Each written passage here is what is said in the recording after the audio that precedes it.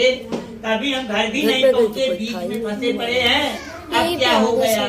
तब वहाँ पे आकाशवाणी होती है कि हे वैश्य पुत्र, तुम्हारी कन्या जो है अपने पति के आने में इतना खुश हुई, न तो हमें नमस्कार किया, न हमारे प्रसाद को ग्रहण किया, और पति के दर्शन के लिए आ गई। इसलिए ऐसा हुआ। जब कन्या इतनी आकाशवाणी सुनी, भागी भागी घर गई, भगवान से क्षमा याचना करके वही प्रसाद ग्रहण करके जब नदी के किनारे आई, अपना सब कुछ जैसे के तैसे पाई। सब लोग हंसी खुशी से घर गए। तब से वो जो वैश्य होता है, महीने की हर पूर्णमासी के दिन सत्यनारायण भगवान की पूजा पाठ करने लगता है और सभी सुखों का भोग करते हुए जीवन व्यतीत करने लगता है। एक श्री सत्यनारायण व्रत कथायाम चतुर्थ अध्याय संपूर्ण। एक बार बोलिए श्री सत्यनारायण भगवान की जय।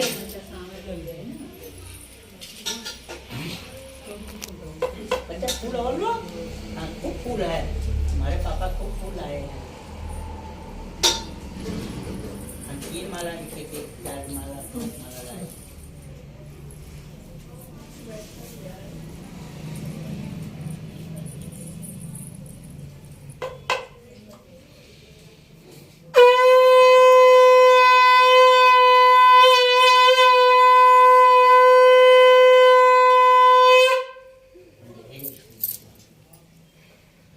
पांचवें अध्याय में सूत जी महाराज ऋषियों को बतला रहे हैं कि एक तुंगध्वज नाम के राजा होते हैं। वैसे तो राजा बड़े धर्मात्मा थे, देवी देव स्थान पे जाते थे, दीन दुखियों को धन दे करके, अन्न दे करके, वस्त्र दे करके सबसे दुख दूर किया करते थे। लेकिन कहते हैं कि राजा कितना भी बड़ा धर्मात्मा क्यों ना हो, शिकार करना भी उनका एक प्रकार का धर्म होता था। राजा दशरथ को देखिए, कितने बड़े धर्मात्मा थे, लेकिन शिकार के चक्कर में श्रवण कुमार का ही वध हो गया। इसलिए राजा अपने धर्म के अनुसार एक दिन शिकार करने के लिए जंगल में जाते हैं।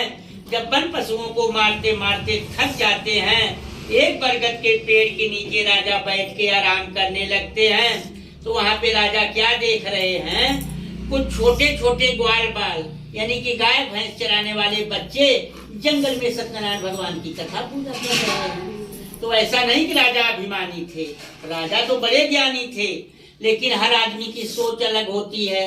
तो राजा ने अपने दिल में ये सोच बैठा लिया, ये छोटे छोटे बच्चे हैं, इनको क्या पता ये खिलवाड़ कर रहे हैं। इसलिए राजा ने न तो सत्यनारायण भगवान को नमस्कार ही किया, जब ग्वाल बाल उनके आगे ले जा करके प्रसाद को रखा, तो राजा प्रसाद को वहीं छोड़ करके अपने राज्य के लिए चले गए। अपने राज्य के लिए चले गए। जब अपने राज्य पहुंचे राजा, तो उनको कुछ दिखाई ही नहीं दिया, सब कुछ उनका गायब था। तो राजा तो ज्ञानी थे ही, विश्वास करके उसी स्थान पे वापस आए। ग्वाल बालों से साथ मिल करके भगवान से क्षमा याचना किए। जब वही प्रसाद खा करके अपने राज्य दोबारा वापस गए, अपना सब कुछ जैसे के तैसे पाए। तब से वो राजा भी हर महीने सत्यनारायण भगवान के व्रत को करने लगते हैं और सभी सुखों का भोग करने लगते हैं। इसलिए सूत जी महाराज ऋषियों को बतला रहे हैं कि सत्यनारायण भगवान के प्रसाद का कभी त्याग नहीं करना चाहिए, चाहे वो किसी के घर का हो। मान लो जैसे किसी का व्रत है, तो ये ना कहे कि ना जी हमें प्रसाद नहीं चाहिए, प्रसाद ले लो मत, मुंह में डालो, ले करके मत्थे लगा लो, फिर भी अपराध क्षमा हो जाता है। और सूत जी महाराज ऋषियों को बतला रहे हैं कि जिन 5 लोगों ने सत्यनारायण भगवान के व्रत को किया, वो अपने दूसरे जन्म में कौन सा जन्म पाते हैं? कहते हैं सबसे पहले जो सतानंद नाम के ब्राह्मण ने सत्यनारायण भगवान के व्रत को किया, अपने दूसरे जन्म में सुदामा के रूप में जन्म लेते हैं और श्री कृष्ण भगवान की भक्ति करते हुए उनके धाम को प्राप्त हो जाते हैं। दूसरे जो लकड़हारा था, वो निषाद राज के रूप में जन्म लेकर के और श्री रामचंद्र की भक्ति करते हुए उनके धाम को प्राप्त होता है। और तीसरे जो उल्का मुख नाम के राजा थे, जो उल्का मुख नाम के राजा थे, वो राजा दशरथ के रूप में जन्म लेते हैं, जिनके घर में भगवान विष्णु को स्वयं अवतरित होना पड़ता है। चौथे जो वैश्य था, वो भी बहुत प्रतापी राजा मोरक ध्वज के रूप में जन्म पाता है, जिनकी चर्चा दान के देवताओं तक थी। एक बार इंद्र या अग्नि शेर और मनुष्य का रूप धारण करके आए, उनसे उनके पुत्र को ही आरे से काटने के लिए कहे, फिर भी मोरक ध्वज तैयार हो गए थे। वहाँ पे दोनों को प्रकट होना पड़ा। और पांचवें जो थे, रोने लगे, तुंगध्वज नाम के राजा, वो भी बड़े प्रतापी राजा थे और सदा सत्य कर्म करते हुए सत्य गति को प्राप्त होते हैं। और सूत जी महाराज ऋषियों को बतला रहे हैं कि जो भी मनुष्य सत्यनारायण भगवान के व्रत को भक्ति भाव से करता है, या किसी के घर सत्यनारायण भगवान की कथा पूजा हो रही है, जो मनुष्य जाकर के भक्ति भाव से उनका श्रवण करता है, उन मनुष्यों के भी सभी पाप नष्ट होकर के सभी मनोकामना पूर्ण होती है। एक श्री सत्यनारायण व्रत कथायाम संपूर्ण। एक बार बोलिए श्री सत्यनारायण भगवान की जय।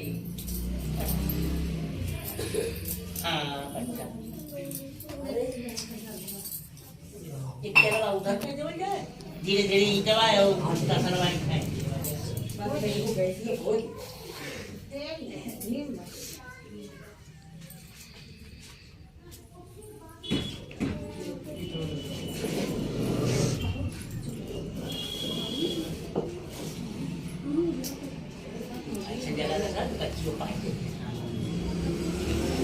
सब पाए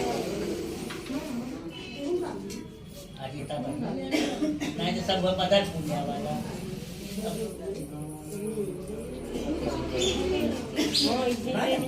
वो बदरपुर पत्थर पीस के बना रहा। कच्चो मिली बालू के नदी के किनारे मिली, नदी किनारे का रवाना। हाँ ये बाबू नदी के किनारे का अलावा कहीं मिली ना। बालू डाला जाता है, वो तो सब पत्थरा पीस के तो बनवत है। हाँ गाय का बदरपुर 120 रुपया फुट या 42 रुपया फुट कैसे वाला खाली।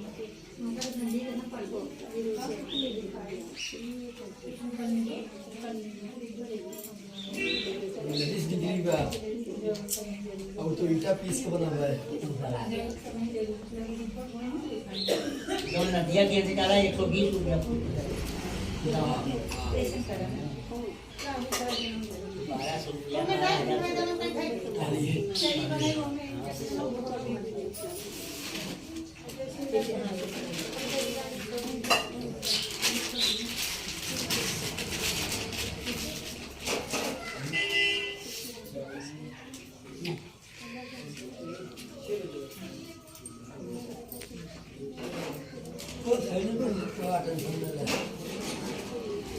प्लास्टिक का नहीं हुआ।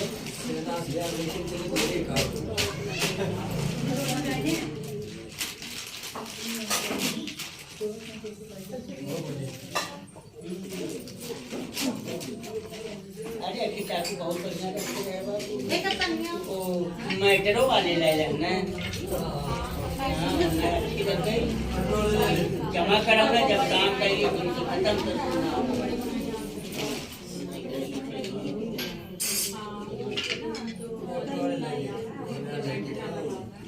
नहीं भाई हार जाता हूँ।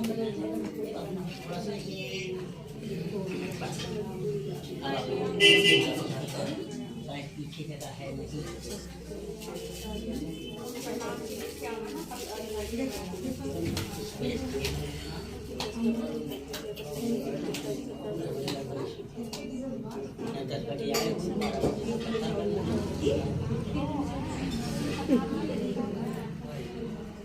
ठीक है कि नहीं ऐसा ही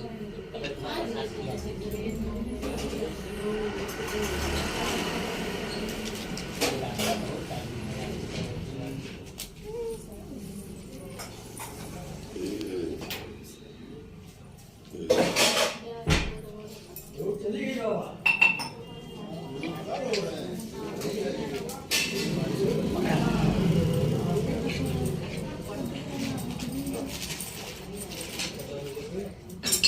कपूर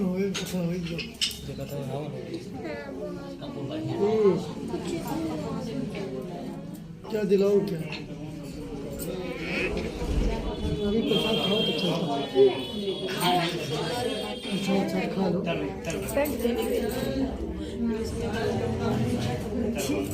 कोटी लगी कपड़ी बुरा रंग चाहते तो बुढ़िया पकड़ के गिरी घी डाल देंगे घी डाल दो थोड़ा अभी ना ये नहीं डालेगा ये जब तक आप तीन बड़े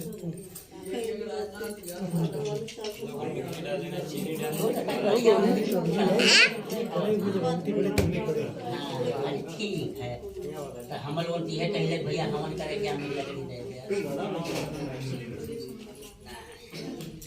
गाँव जिससे ये अन्न पानी में तो गाँव है भैया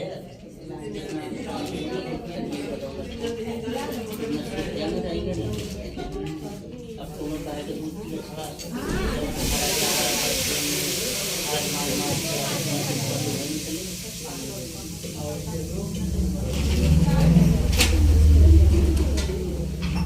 आप लोग हवन करिए दिखाया कोई ना चारों लग जाए ठीक है हाँ अब ना क्या है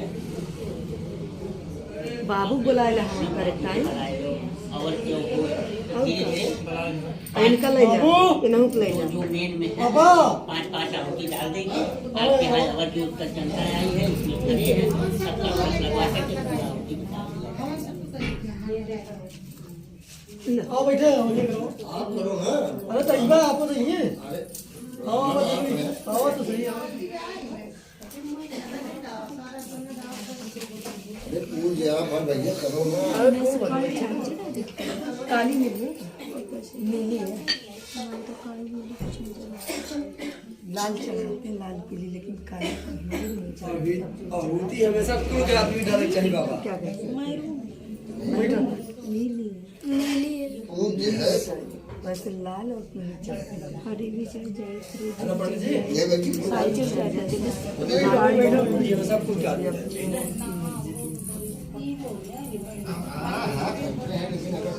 ठीक है कोनो बात ना हो तो आप बद्धो बलि राजा दानवेन्द्रो महाबराति मातर मातर विठल भगवान मंगलम गरुड़ध्वजा मंगलम पुंडरीकाक्षाय ओम श्री विष्णुदेवाय नमो जाओ हाँ बैठो ना यार पीछे पीछे मत जाओ उनका कुछ गर्द हो जाए ये पैंट खोल दे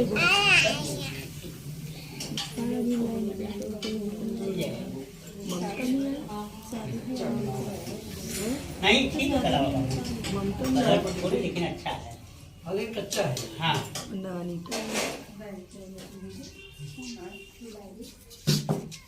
आप लोगों ने बाहर कर लिया सर क्या बाउंड्री किया से डाला आप बाहर जाएगा तो सब पास जाएगा